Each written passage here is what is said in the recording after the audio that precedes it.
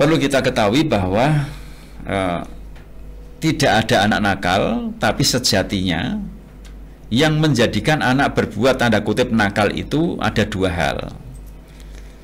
Jadi nakalnya anak itu sebenarnya disebabkan oleh dua hal, walaupun sejatinya anak tidak nakal. Yang pertama,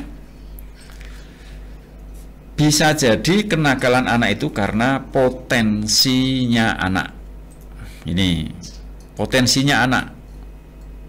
Sebagai contoh, misal anak yang mungkin sukanya itu bermain keluar rumah, padahal satu sisi orang tuanya meminta anak itu selalu di rumah belajar, duduk manis, tapi ternyata anak selalu mencuri-curi waktu, ya.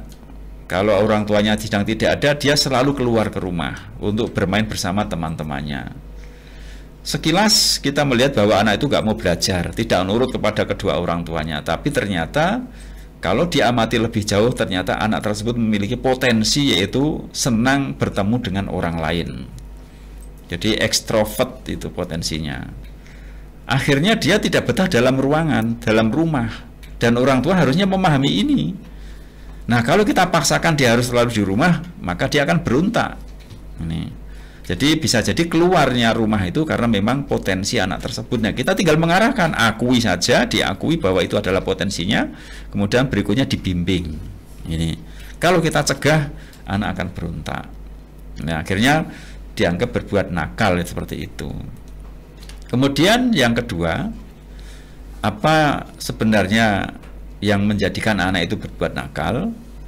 Yang kedua adalah akibat fitrah yang terluka. Kalau yang pertama tadi adalah itu yang potensinya, ya. Yang kedua adalah akibat fitrah yang terluka.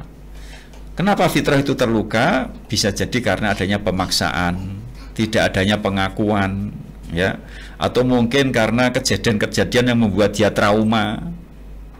Yang ini akhirnya melukai fitrahnya, ya. Sehingga hatinya menjerit. Nah, jeritan hati inilah ditumpahkan oleh anak dengan perilaku-perilaku yang tidak diinginkan oleh orang tua. Nah, sehingga disebut anak nakal. Nah, ini dua penyebab yang menjadikan anak disebut nakal. Yang pertama memang itu potensinya, yang kedua adalah disebabkan karena memang itu luka fitrah, ya. Akhirnya memunculkan jeritan hati pada diri anak, akhirnya ditumpahkan dengan perilaku-perilaku kenakalan tersebut.